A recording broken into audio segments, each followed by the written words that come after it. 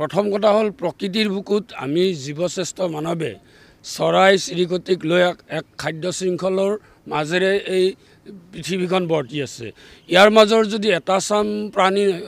ক্ষতি হৈ যায় তেতিয়া আমাৰ খাদ্য শৃংখলত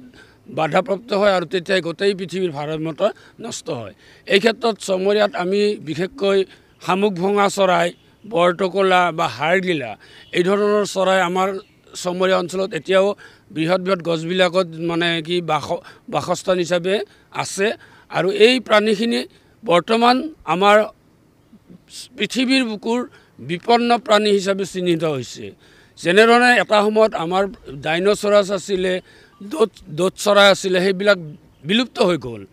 আৰু এতিয়া আমাৰ এই শামুক ভঙাই হওক বা বৰটোকোলা হওক এইবিলাক বিপন্ন শ্ৰেণীত মানে প্ৰকৃতিৰ মানে চাইণ্টিষ্টবিলাকে প্ৰতিপন্ন কৰিছে আৰু আমি চমৰীয়াবাসীয়ে এই ক্ষেত্ৰত যিখিনি আপুৰুগীয়া আমাৰ চৰাই আছে এইবিলাকৰ যিখিনি বাসস্থান ওখ ওখ গছবিলাক আছে সেইবিলাকত আমি যাতে কোনো ধৰণৰ দুষ্কৃতিকাৰীয়ে তাত মানে প্ৰভাৱ বিস্তাৰ কৰি সেই চৰাইৰ মানে শান্তি শৃংখলাটো মানে ভংগ কৰিব নোৱাৰে তাৰ কাৰণে আমি যিমান পাৰোঁ সত্ৰবাসী ৰাইজে আমি সিহঁতক সুৰক্ষা দিয়াৰ চেষ্টা চলাই আহিছোঁ আৰু ভৱিষ্যতেও আমি এই চৰাইসমূহক আমাৰ মাজত জীয়াই ৰখাৰ আমি প্ৰচেষ্টা হাতত লৈছোঁ।